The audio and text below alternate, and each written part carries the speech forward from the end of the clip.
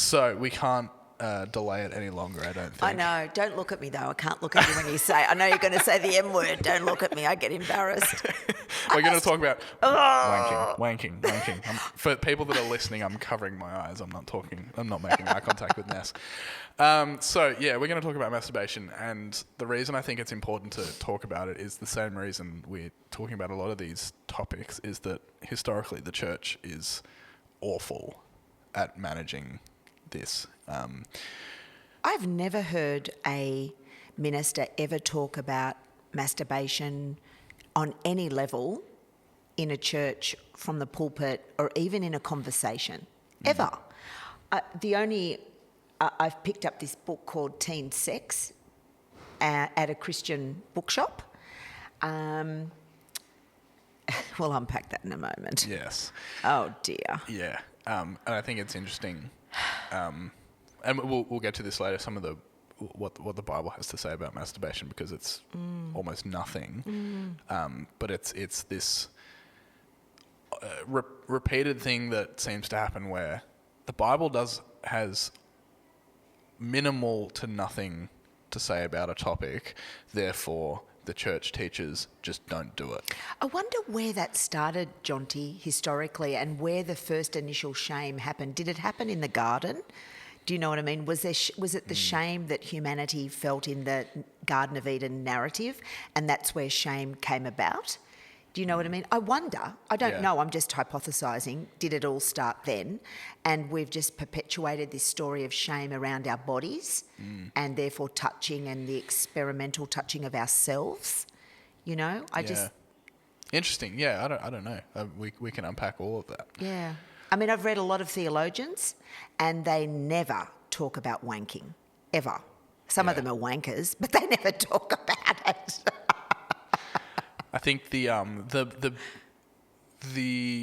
biggest experience I had with like theology and talking about this topic was at a high school camp. I won't name it, but it was quite a big Christmas holidays week-long camp, not just in my church community, but like the wider community of the area that I grew up in. Lots and lots and lots of people went. And in high school, they have like different age groups separated, obviously. And when you're in the high school group, there was one afternoon in the week where the guys and girls would separate, and the girls would go and talk about, periods, girl stuff that the guys apparently don't want to hear, and vice versa. The guys would go off and talk about, as if sexuality is something that happens isolated. I mean, that's a whole other topic about whether sex education should be segregated or when. What did you talk about? Well, this is the whole thing, right? And it seemed like, I don't remember this dude's name. It was this guest that came in to talk to us. We were all sort of between 13 and 15 or 16, and basically told us that masturbation was wrong, and that masturbation can only lead to impure thoughts. Okay. And you've only got so many shots at having a baby, and the more you masturbate, the less likely it is that you'll be able to conceive. Which is medically incorrect. Wow. Just fact checked that for me. Yeah, not true. So that was, and I think, credit to myself and the other young guys that were there with me at the time. I think we sniffed that out as bullshit at the time. Right. But it's just interesting to me that that's the only representation of Christian input into masturbation and self-pleasure that I ever had, was this guy saying, just don't do it, it's bad. And I wonder where he got it. Who told him that crap? Well, and I always wonder, and we've had this discussion before, with these people that have really strong opinions about sexual ethics. Seems to me that more often than not, you do a little digging and they've got their own thing going on. Like you look at all of the sort of... There's recently been an ongoing thing where pastors are getting unveiled as having affairs or pornography addictions or covering up abuse or whatever it is. There are all these examples recently, and not just recently, throughout the history of the church, but particularly recently as culture has sort of caught up in all areas with the Me Too movement and a bunch of other things around holding men, not just men, but everyone accountable for, these things. So I always, whenever I hear someone in a position of power in the church telling me what I can and can't do with my body, or particularly telling women what they can and can't do with their body, I'm immediately suspicious. So... Which is why conversations like this are important. I hope it's helpful. I had to Google about the female orgasm because I have never in my life had a conversation that I can remember with another woman other than my mother at the kitchen bench, where Dad pulled out the pens and drew the picture of a clitoris and a vagina. I don't remember another conversation with another woman about orgasm ever. I don't even remember that ever. I know I've been to some hens nights and there'll be, penis straws and, pretend vibrators, or they might give a bride-to-be a vibrator, and that's a thing and everybody laughs. But I don't ever remember a conversation with another woman about that level of personal intimacy. And I find that interesting. Do men talk about pulling themselves with each other? Look, it's one of the, I think, and we had a similar conversation about porn a little while back. I can only speak from my experience. Yeah. My experience in high school was as soon as guys started figuring out how it worked. Yeah. Went to town. There was pretty open discussion about that sort of thing. Okay. Do you laugh about it? Is it a fun thing? Is it funny? Yeah, I think so. And it's not something that I talk to my mates about at all now. Right. I mean, there's no need to. That's private. But I think when you're 12, 13, 14, 15... Yep. And you're suddenly... Your body's changing and you're having these different experiences and different expressions of... And having an erection that you probably can't control. That's funny. Is it funny? I remember the experience is pretty universal, I think, with guys at a certain age, whether it's you or someone else getting a boner at school and not being able to hide it. Yeah. Fucking hilarious. That's so funny. I mean, it's... And do you each laugh about it? Incredibly embarrassing, and everyone points and laughs. But it's... Of course it's funny. Yeah. Yeah. But I think when it comes to actual, measured and mature discussion about what healthy sexuality looks like, I don't see much of that. Interesting. Especially in church circles. Yep.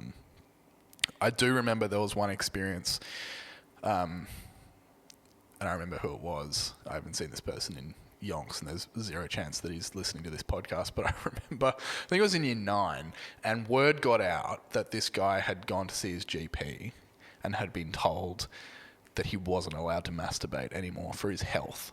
Whoa. Because he was doing it so much that it was affecting his health. He was becoming dehydrated and he was... Rubbed the skin off. losing sleep and bastard. And having, stomach pains and things like that. Oh, my gosh. And the friction to the old guy. Yeah.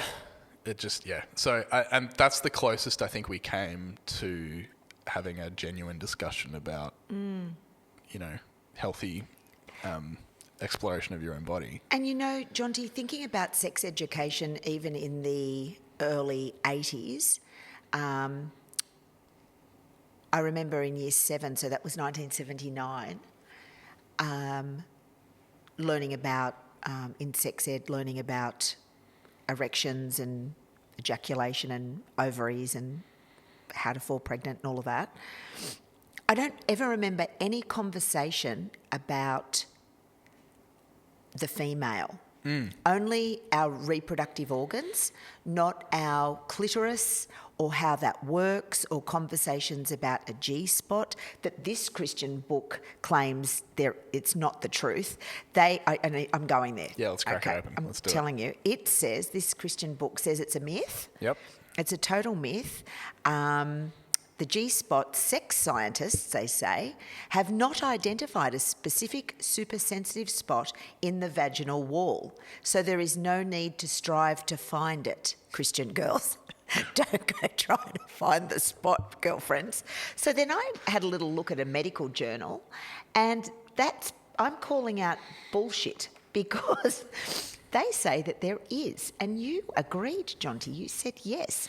Well, I had heard, and I haven't fact-checked this either, but my understanding is that current medical understanding of the female anatomy is that the G-spot, in the way that it was initially thought to be, doesn't exist, but it is in fact that the clitoris itself is up to 10 centimeters long. Yes. And so what that is actually just stimulation of the clitoris in a different spot to the external. Yeah, and that the clitoral wall goes inside the vagina. And so, of course, we would think that this particular spot is inside the vagina. So it's actually external and internal, Yes. right? So it's a whole organ. And if you think about that, if you think about the penis, the penis and the vagina, it's like an extension. The penis is an extension of the vagina, you know? Well, and it's really interesting. So, and I actually learnt this semi-recently. And again, this could be complete and utter dribble. So, Oh, don't say dribble. This could be complete and utter bullshit. So I might edit this out if I do a bit of research later and find out this isn't true. Yeah. But when you are developing in utero, you begin As a woman. as a woman. Female, and that's the on the nutsack, there's like a Yes. crease down the middle. That is where the vagina closed up. I believe initially. that's And right. I think that's right. Yeah. That could be And that's when I bullshit, but- said that the vagina is an extension of the penis. That's what I meant in our early embryonic development. And when you read about people that are intersex, so have a combination of both or or neither, or some additional subtraction of the more gender normative sex organs, that's when you start to see things like the female clitoris and the male penis are, they're not the same thing, but it's a really fascinating thing to see how the human reproductive system is kind of all, well, I mean, of course it's linked. That's how human life is developed and moved along in an evolutionary sense as well. So Exactly. hey, you just watched a highlight from the Filthy Hope podcast.